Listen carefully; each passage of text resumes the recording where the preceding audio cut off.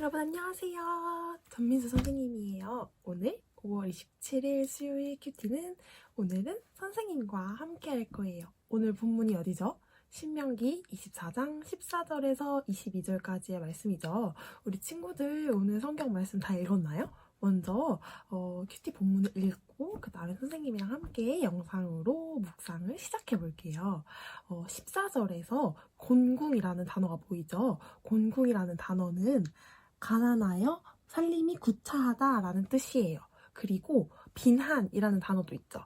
이 단어의 뜻은 살림이 가난하여 집안이 쓸쓸하다라는 뜻이에요. 그리고 품꾼은 오늘날의 일용직 노동자라고 말할 수 있어요.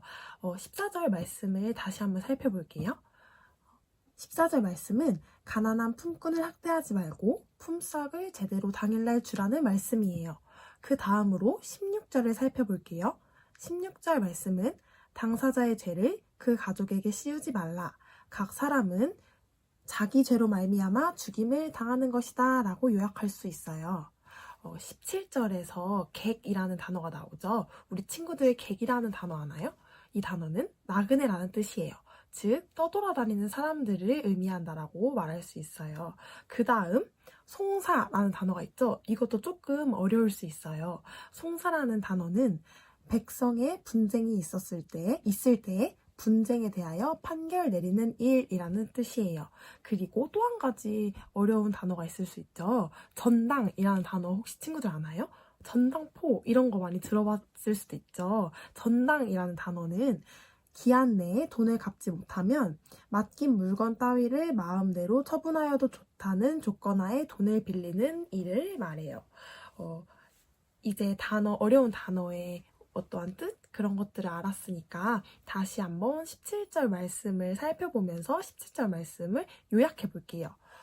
그렇다면 떠돌아다니는 자들이나 고아가 분쟁이 일어나서 그 분쟁에 대하여 판결을 내릴 때 그들이 억울한 결과를 맞이하게 하지 말라는 것이고 과부의 옷까지 뺏어가면서 돈을 빌려주지 말라는 것이에요.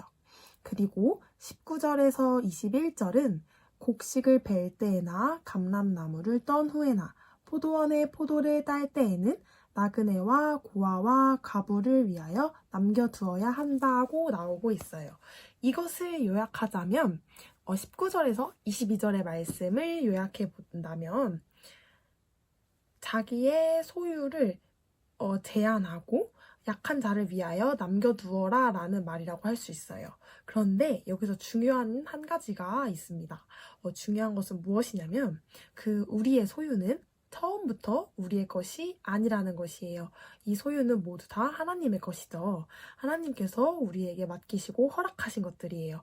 그렇기 때문에 하나님께서 우리에게 맡기신 것이기 때문에 우리는 하나님의 방식대로 19절에서 21절의 말씀처럼 행해야 한다는 것이에요. 그리고 또 한 가지 중요한 묵상을 여기서 할 수 있어요. 19절에서 21절까지의 말씀은 하나님의 성품을 나타낸다라는 말씀으로 볼 수 있어요. 즉 하나님의 성품은 약한 자를 생각하고 그들을 돌아보고 그들을 사랑하는 그러한 성품이 드러난다고 볼 수 있어요. 하나님의 통치를 받는 우리는, 하나님의 자녀인 우리는 하나님의 성품을 닮아가야 하겠죠? 그렇기 때문에 19절에서 21절의 말씀처럼 하나님의 성품을 닮아 약한 자를 돌보고 약한 자를 위하여 남겨두어라 라는 말이 나오고 있는 것이에요. 그리고 마지막 22절을 살펴볼 거예요. 22절과 18절이 비슷한 말씀이죠? 거의 같다라고도 말할 수 있어요. 22절과 18절을 한 줄로 요약하자면 너희가 받은 은혜를 기억하라 라고 말할 수 있을 것 같아요. 이 말씀을 다시 한번 살펴보자면 하나님께서 이스라엘 백성들을 애굽에서 끄집어내심을 기억하고 그들 역시 애굽에서 생활할 때의 착취와 서러움의 억압을 알기 때문에 다른 이들에게 약한 자들에게 그렇게 하지 말라는 것이에요. 그 당시 다른 나라들은 우리가 본문에서 살펴보는 그러한 내용대로 살지 않았어요.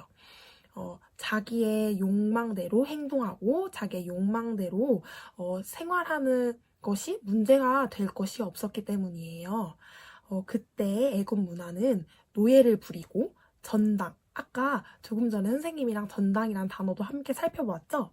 전당을 잡고 그리고 자신의 재산을 더 많이 팽창시키고, 그러니까 더 많이 늘려가는 그러한 문화가 있었어요.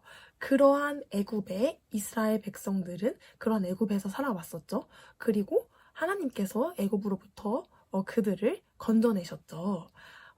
그렇기 때문에 이스라엘 백성들은 애굽에 있었을 때 애굽은 철저하게 세상의 통치 방식이에요. 그렇기 때문에 그들은 거기에서 익숙해져 있었고 그곳에서 살고 있었었죠. 하나님께서 그들을 건져내셨을 때 중요한 것은 무엇이냐면 그 이유는 세상의 통치 방식이 아니라 하나님의 통치 방식대로 그들을 살아가게 하시기 위함이었어요. 그렇기 때문에 여기서 또 한 가지 중요한 것을 묵상할 수 있는데요.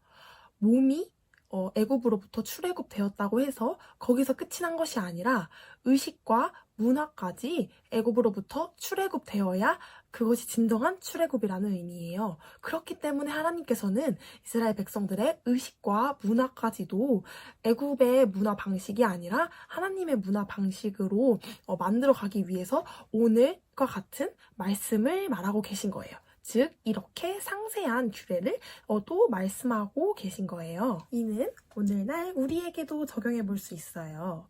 우리가 살아가는 지금 이 세상 역시 자신의 욕망대로 행동한다고 해서 문제가 되지는 않죠.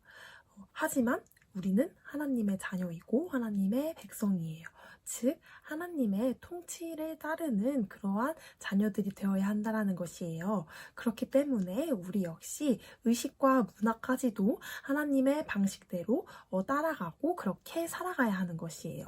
그리고 또 한 가지 오늘 본문 말씀에서 하나님의 방식과 하나님의 성품에 대해서도 함께 묵상해 볼 수 있었죠.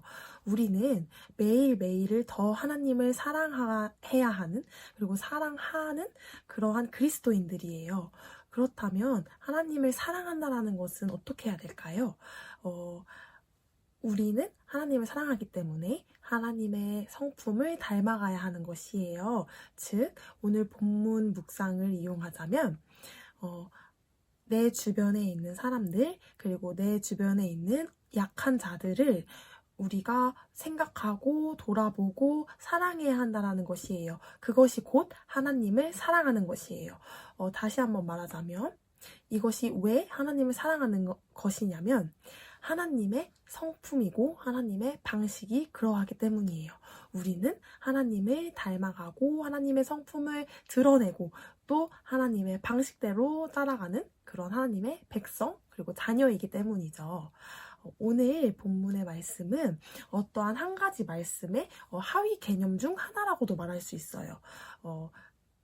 그 전체를 아우르는 그러한 말씀을 선생님은 묵상하면서 어떤 것을 찾았냐면 레위기 11장 45절이에요. 선생님이 읽어줄게요. 나는 너희의 하나님이 되려고 너희를 애굽 땅에서 인도하여 낸 여호와라. 내가 거룩하니 너희도 거룩할지어다. 아멘. 오늘 이 레위기 11장 45절 말씀과 함께 다시 한 번 더 이 오늘 본문 큐티를 묵상해 보기를 기도해요. 그럼 우리 한몸학생부 친구들 이번 한 주도 잘 살아가리라고 선생님이 함께 기도할게요. 다 같이 기도하고 오늘 큐티 묵상을 마칠게요. 사랑이 많으신 하나님 아버지, 오늘 큐티를 통하여서 아버지의 성품과 아버지의 방식을 다시 한번 묵상하였습니다. 정말 아버지의 성품을 저희가 닮아가는 그러한 한몸학생부 친구들이 될 수 있기를 원합니다. 그리고 그러한 오늘, 그리고 그러한 이번 한 주가 될 수 있기를 간절히 기도합니다. 사랑이 많으신 예수 그리스도 이름으로 기도합니다. 아멘. 친구들 다시 한번 말씀 잘 묵상해 보았죠?